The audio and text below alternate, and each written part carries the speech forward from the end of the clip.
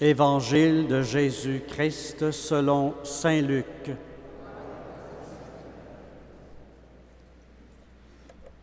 Les publicains et les pécheurs venaient tous à Jésus pour l'écouter. Les pharisiens et les scribes récriminaient contre lui. Cet homme fait bon accueil aux pécheurs et mange avec eux. Alors Jésus leur dit cette parabole.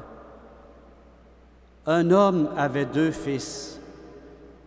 Le plus jeune dit à son père, « Père, donne-moi la part d'héritage qui me revient. »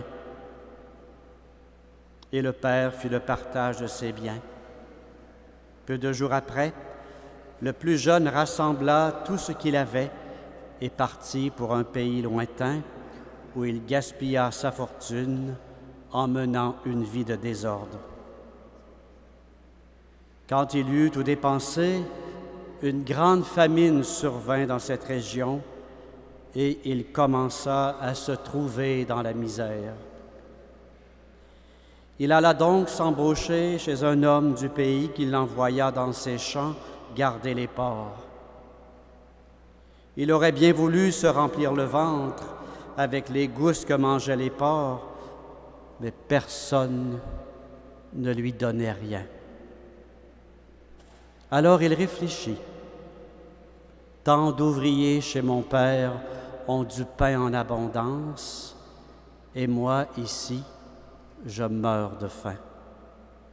Je vais retourner chez mon père. Je lui dirai, « Père, j'ai péché contre le ciel et contre toi. Je ne mérite plus d'être appelé ton fils. Prends-moi comme l'un de tes ouvriers. » Il partit donc pour aller chez son père. Mais comme il était encore loin, son père l'aperçut et fut saisi de pitié. Il courut se jeter à son cou et le couvrit de baisers. Le fils lui dit, « Père, j'ai péché contre le ciel et contre toi. Je ne mérite plus d'être appelé ton fils. » Mais le père dit à ses domestiques, « Vite, apportez le plus beau vêtement pour l'habiller. Mettez-lui une bague au doigt et des sandales aux pieds. Allez chercher le veau gras. Tuez-le, mangeons et festoyons. Car mon fils que voilà était mort et il est revenu à la vie. Il était perdu et il est retrouvé. » Et ils commencèrent la fête. Le fils aîné était au champ. À son retour, quand il fut près de la maison, il entendit la musique et les danses. Appelant un des domestiques, il demanda ce qui se passait. Celui-ci répondit, « C'est ton frère qui est de retour, et ton père a tué le veau gras, parce qu'il a vu revenir son fils en bonne santé. » Alors le fils aîné se mit en colère, et il refusa d'entrer. Son père, qui était sorti, le suppliait, mais il répliqua, « Il y a tant d'années que je suis à ton service, sans jamais avoir désobéi à tes ordres, et jamais tu ne m'as donné un chevreau pour festoyer avec mes amis. Mais quand ton fils, que voilà, est arrivé, après avoir dépensé ton bien avec des filles, tu as fait tuer le veau gras. » Le père répondit, « Mais toi, mon enfant, tu es toujours avec moi, et tout ce qui est à moi est à toi. Il fallait bien festoyer et se réjouir, car ton frère que voilà était mort, et il est revenu à la vie. Il était perdu, et il est retrouvé. » Acclamons cette parole de Dieu. Mes chers amis, simplement faire un petit rappel de ce que nous avons partagé hier. Ensemble, nous avons réfléchi sur la croix dans nos vies. On s'est rendu compte que la croix est au cœur même de la vie de Dieu, en qui nous avons confiance. On n'a qu'à regarder le Christ crucifié pour s'en rendre compte. Le Dieu en qui nous croyons a souffert. C'est évident, pas besoin de preuves. Il nous offre au moment de nos épreuves, de nos souffrances, le réconfort de sa présence. C'est le cadeau de la foi, ça. Puis peu importe l'épreuve, que ce soit l'angoisse, la maladie, une séparation, la solitude, une dépendance, un deuil. Dieu habite toutes nos souffrances de sa présence. On s'est dit aussi, il n'y a pas de vendredi saint sans Pâques. Et c'est pour ça que ce soir, j'aimerais vous parler surtout de Pâques. Je veux vous parler surtout de Pâques, vous signaler 2 signes de Pâques. 2 signes de renouveau, de vie. Le sacrement du pardon, le sacrement de l'Eucharistie. Pardon de vie, pain de vie. Pour notre route d'hommes et de femmes sur le chemin de la vie. Commençons d'abord par le sacrement du pardon, ou tout simplement parlons de confession. Pour celui qui se confesse, celui ou celle qui décide d'aller se confesser, la confession, c'est, je dirais, comme 3 choses pour moi. Je vais vous dire 3 choses ce soir. C'est un cadeau de Pâques. C'est pas un œuf de Pâques, c'est un cadeau de Pâques. C'est un 2e baptême. Puis c'est le signe d'une vie de conversion.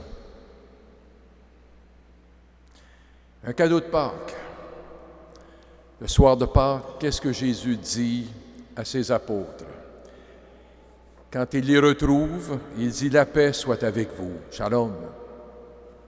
Shalom, vous savez, en juif, en hébreu, ça veut dire « la paix soit avec vous ». Comme le Père m'a envoyé, moi aussi je vous envoie. Après, il souffle sur eux et dit « Recevez l'Esprit Saint. Les fautes que vous effacerez seront effacées. Celles que vous retiendrez seront retenues. » Et au tout début de sa Pâques, le soir du Jeudi Saint, c'est ce que vous avez entendu finalement, c'est ce qu'il partage, c'est ce qu'il dit. On l'a entendu ce soir dans la première lecture. « Ceci est la coupe de mon sang, versée pour vous et pour la multitude, pour le pardon des péchés. » La confession, c'est un cadeau de Pâques. C'est aussi un 2e baptême, un second baptême. Nous sommes nés fils et filles de nos parents. Et le baptême nous a fait fils et filles de Dieu, enfants de lumière, enfants d'un même Père. Le baptême nous a libérés du péché, a ouvert notre vie sur une vie après la vie, sur une plénitude de vie, a changé toute la donne de notre vie d'ici. Une vie, finalement, après celle que nous aurons vécue ici, qui vraiment va combler nos désirs les plus profonds de bonheur, de paix et d'amour. On est baptisé, vous savez, qu'une fois dans la vie. Mais c'est une chance que l'on peut se reprendre avec la confession. Parce que malheureusement, même si le baptême nous a libérés du péché,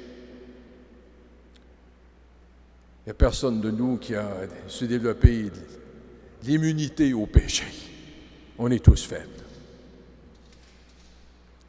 Notre Dieu est toujours le Dieu de la 2e chance. Et même la 3e. Il nous donne toujours l'occasion de se reprendre, de se ressaisir. Dieu sait combien il est difficile d'enrayer le péché de nos vies une fois pour toutes. Et quand on est honnête, j'aime entendre les paroles de Jean, l'apôtre Jean qui dit « Dire que nous sommes sans péché, c'est de nous leurrer. C'est de faire l'autruche, ça c'est moi qui dis ça, c'est de faire l'autruche, la tête dans le sable,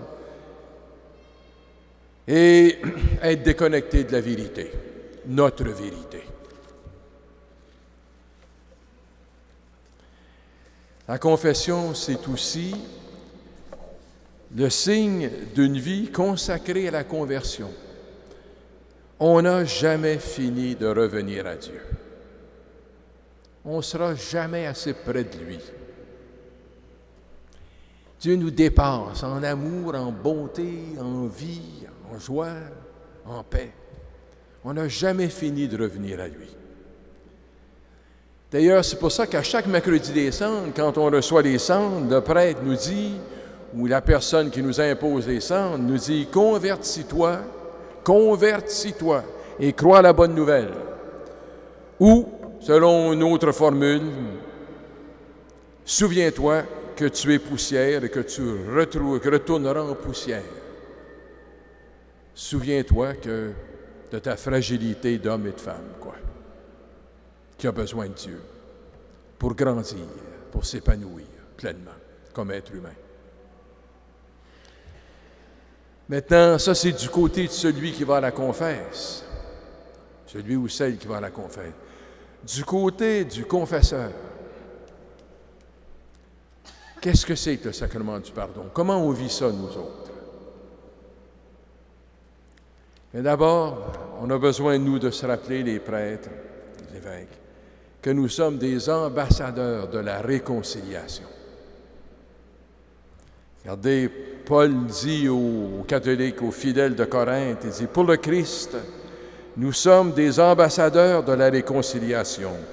Dieu pardonne par notre intermédiaire.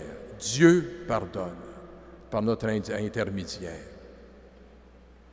Nous ne sommes que des ambassadeurs de la réconciliation.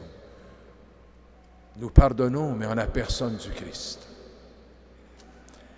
Le prêtre aussi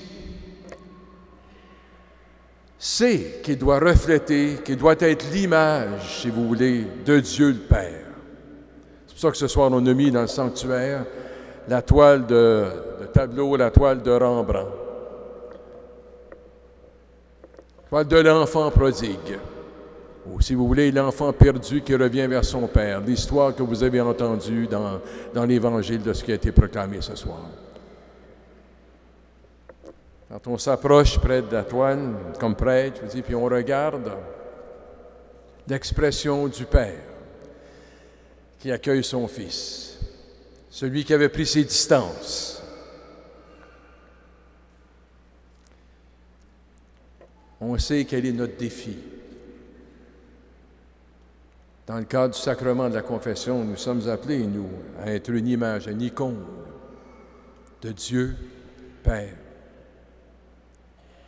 L'apôtre Jean dit « Qui me voit, dit Jésus, voit le Père. »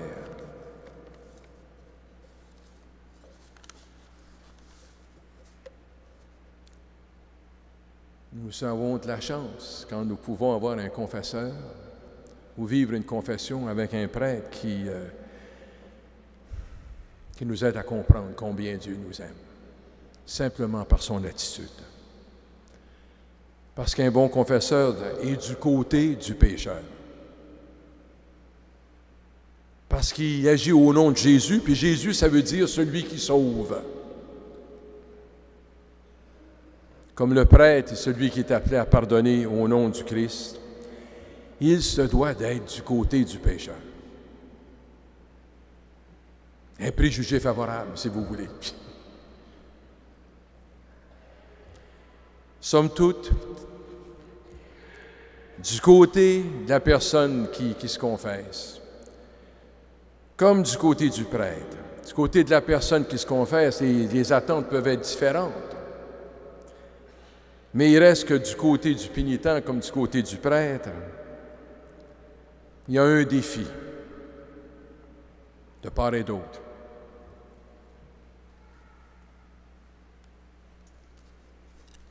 C'est d'aimer aussi grand, ou d'avoir le cœur aussi grand que le cœur de Dieu.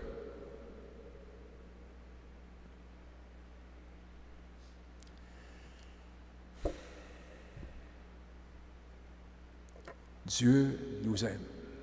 Dieu pardonne tout. Et celui qui pardonne en son nom a le défi d'être pour celui qui vient demander pardon. Le Fils qui a pris ses distances, le Fils qui était perdu. D'avoir un cœur à la grandeur de Dieu et celui qui revient aussi d'avoir le même cœur, dans le fond. Croire que l'amour de Dieu est aussi grand que le cœur de Dieu. C'est ça notre défi. Vous savez, on change de côté au confessionnal. Moi, je vais à la confesse des fois, puis j'y vais souvent, je vous le dis humblement. Je trouve pas ça facile. C'est pas mon sport favori. Mais je peux vous dire une chose. Quand j'y sors, après une bonne confession, je me sens le cœur plus léger, puis j'ai le cœur à la fête. Vous avez écouté dans l'histoire, le père déjà, aussitôt qu'il a reconnu que son fils, qu'il a vraiment accueilli de nouveau son fils, la fête commence. La fête commence.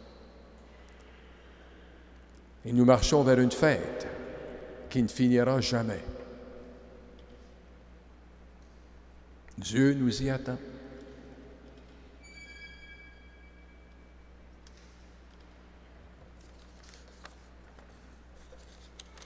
Mes chers amis, il y avait dans mon diocèse, j'avais des pères rédemptoristes un certain temps, pour 65 ans à Sudbury. Tout le monde les aimait, je peux vous dire ça.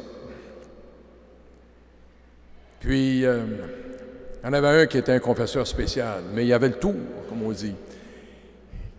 Quand il parlait de confession, il disait, écoutez, énervez-vous pas, là. Énervez-vous pas. Il dit, vos péchés, je les connais, mais j'ai tous fait. Mais il dit, si vous avez quelque chose de nouveau, mais ça sera plus intéressant. Ben, tout le monde l'aimait. C'était le prêtre à qui tout le monde voulait aller se confesser. Puis il n'était pas sourd.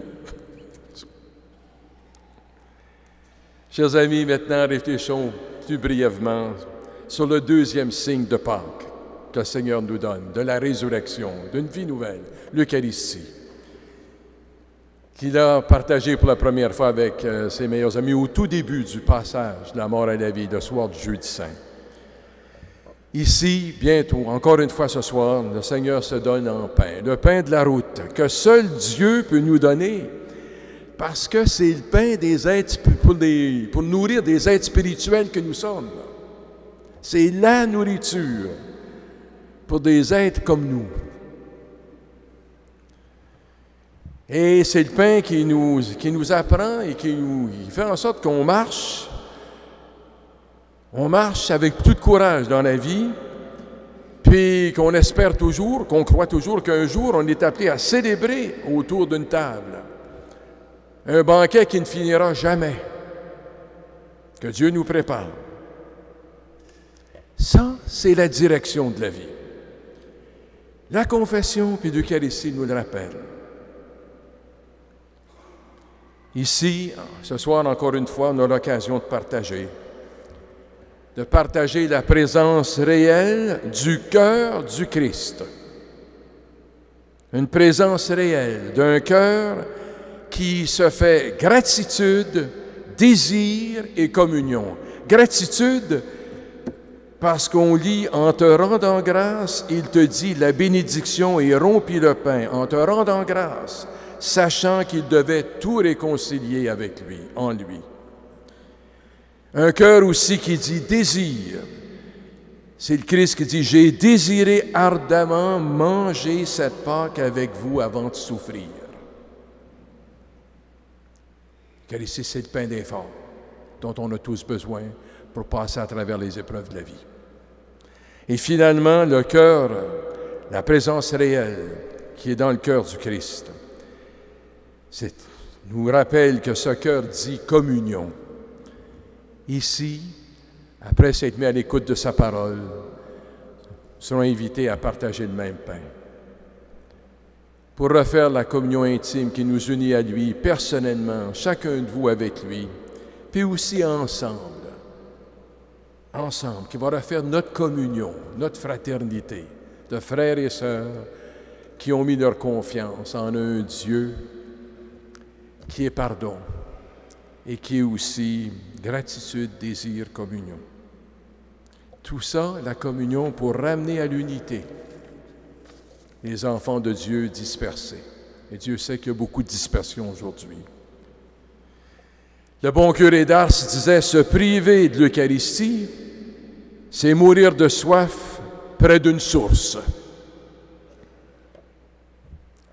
La source, l'Eucharistie est cette source. Elle nous fait communion, Église. Puis le sommet, c'est là, le sommet, c'est finalement, c'est là où on s'en va. Petit à petit, on est une Église en marche. Puis un jour, eh bien finalement, ce sera la fête éternelle. Immédiatement que le Père voit son Fils revenir à la maison, il lui dit, faisons la fête. Chers amis, nous pouvons avoir le cœur à la fête ce soir. Disons merci au Seigneur. S'il vous donne le courage et le goût d'une bonne confession, allez-y. Allez-y. Avant, ça sera la meilleure manière de prier. C'est la meilleure neuvaine que vous aurez jamais vécue avant la fête de la Bonne Sainte-Anne. Et puis aussi, disons tout simplement aussi, merci Seigneur de nous nourrir. Nous en avons besoin pour marcher sur la route de la vie.